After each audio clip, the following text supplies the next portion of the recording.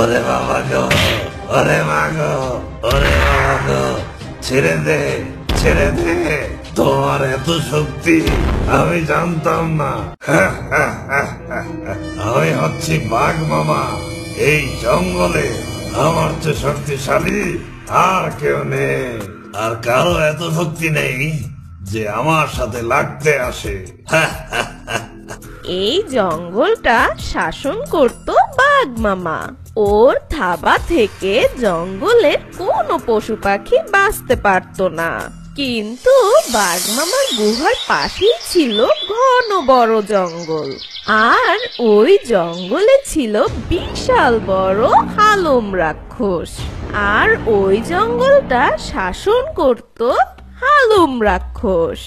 আর ওই হালুম রাক্ষসটা ছিল বিশাল বড় আর শক্তিশালী। আমি হচ্ছি হালুম রাক্ষস।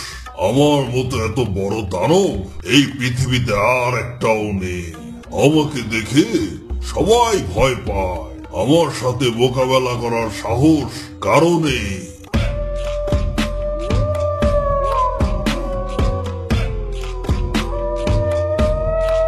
আর বাঘ মামার জঙ্গলে ছিল কিছু শিয়াল, কিন্তু শিয়ালরা বাঘ মামাকে একদম পছন্দ করত না, কারণ বাঘ মামা শিয়ালদের বাধ্য করত খাবার খুঁজে নিয়ে আসার জন্য। আর ওরা বাঘ মামাকে খাবার খুঁজে দিলেও বাঘ মামা ওদেরকে কোনো খাবার দিত না। এই শিয়ালের দল, তোমরা এখানে সময় নষ্ট করছো। তোমাদের কি একটু কষ্ট লাগে না? দেখছো না যে খিদার যন্ত্রণায় আমি ছটফট করছি।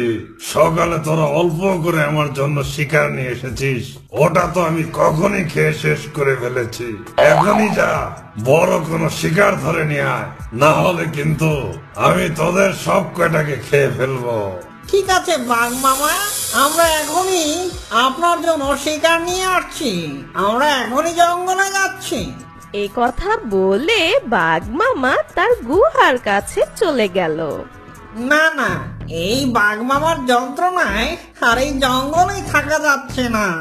আমরা কষ্ট করে শিকার নিয়ে আসি, আর এই বেটা পুরোটা খেয়ে ফেলে, আমাদের কিছুই দেয় না। আরে বেটা, এইসব কথা বলে কোনো লাভ নেই। এইসব কথা বাদ দিয়ে চল আমরা জঙ্গলে যাই। এই বাঘ মামার জন্য আশেপাশে কোনো শিকারও পাওয়া যায় না। এ কথা বলে শিয়ালের দলরা ডাকতে ডাকতে শিকার খুঁজতে গেল। এই জঙ্গলে তো আমি অনেক দিন থেকেছি।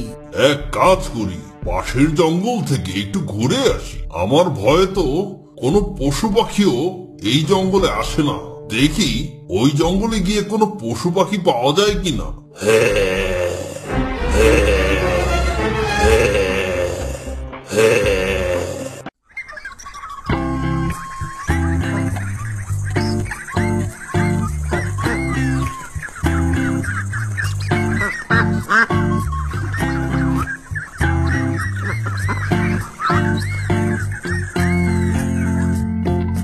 আর ওইদিকে নদীর কাছে হাঁসগুলো খেলা করছিল। তখনই চুপি চুপি শিয়ালের দল সেখানে পৌঁছে যায়। আর হাঁসদের এভাবে খেলা করতে দেখে শিয়াল বলে, ভাই সব দেখতে পাচ্ছ নদীতে কত সুন্দর হাঁসের দল ঘুরে বেড়াচ্ছে। আমরা যদি ওই হাঁসদের মধ্যে থেকে 2-3টা হাঁস ধরতে পারি, তাহলেই আজকে বাঘ মামার খাবার হয়ে যাবে। দেখি চেষ্টা করে ধরতে পারি কিনা। আসো আসো, আমার কাছে আসো। ধরো ধরো ধরো ধরো ধরো ধরো ধরো ধরো ধরো। শিয়াল অনেক কষ্ট করে দুটি হাঁস ধরে। এই শোনো, একটা হাঁস আমরা খাই, না হলে ওই শয়তান বাঘ মামাটা আমাদের কিছুই দেবে না। আর একটা হাঁস আমরা নিয়ে যাই। এ কথা শেষ করে একটি হাঁস তারা খেয়ে ফেলে। আরে, এই জঙ্গলটা দেখে তো খুব একটা বড় মনে হচ্ছে না। মনে হচ্ছে আমি ভুল রাস্তায় চলে এসেছি। আচ্ছা, যেহেতু চলেই এসেছি, তাই আরেকটু সামনে গিয়ে দেখি কোনো খাবার পাওয়া যায় কিনা।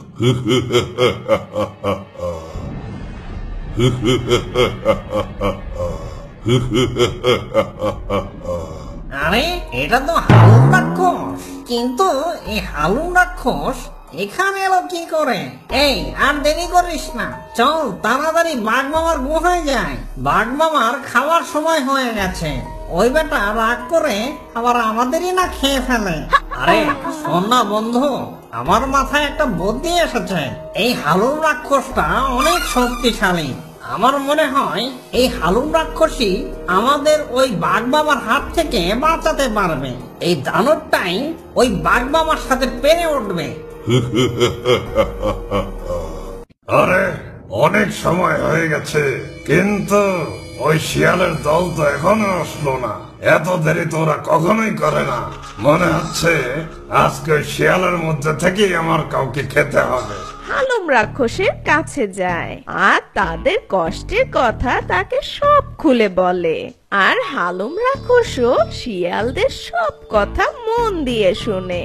হালুম রাক্ষস মনে মনে ভাবে ও এই শিয়ালদের নিজের চামচা বানাবে।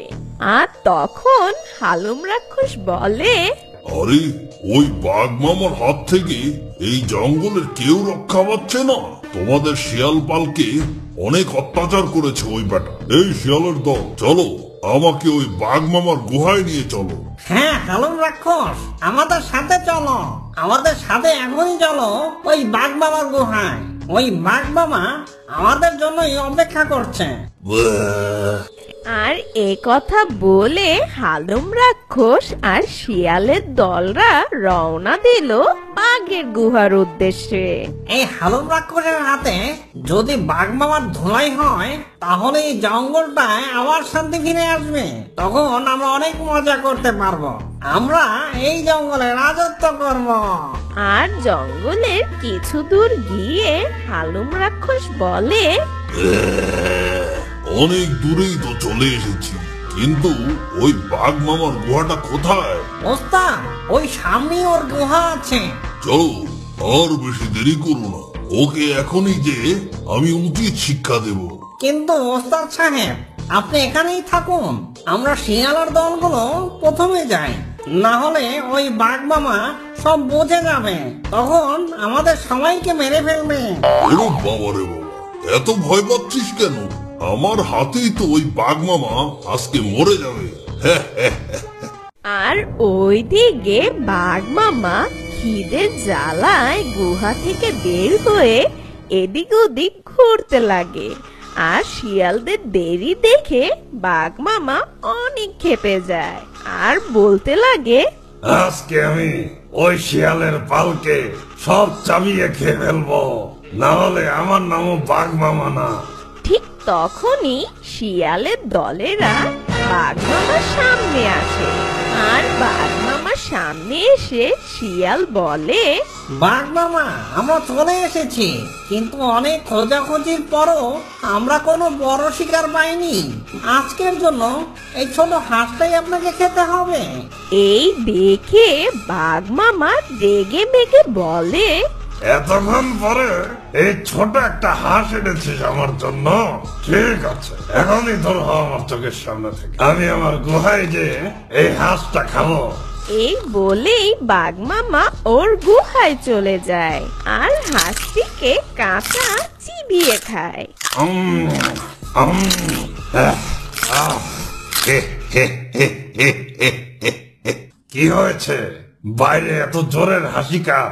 বাইরে থেকে কে এত জোরে জোরে হাসছে? এটা তো শিয়ালের কোনো আওয়াজ নয়। যাই গিয়ে দেখে আসি। আর বাঘ মামা কথা বলে ওর গুহা থেকে বের হয়ে দেখে হালুম রাক্ষস ওর গুহার সামনে এসেছে। এই দেখে বাঘ মামা বলে, আরে এটা কি? এটা দেখে অনেক বড় দানব আমার গুহার সামনে দাঁড়িয়ে আছে। হে, হে, হে, হে। আরে শয়তান বাঘ মামা! আরে ওই দানব, তুই কে? এটা বাঘ মামার গুহা, এখনই এখান থেকে পালিয়ে যা। আরে বাঘ, ওর এত বড় সাহস! আমি হচ্ছি হালুম রাক্ষস, এই জঙ্গলের সবচেয়ে বড় দানব এবং সবচেয়ে শক্তিশালী। কোথা থেকে এসেছে? আবার বলে সবচেয়ে শক্তিশালী দানব। আমি হচ্ছি এই জঙ্গলের সবচেয়ে শক্তিশালী বাঘ। এই বলে বাঘ মামা আর হালুম রাক্ষস লড়াই শুরু করে।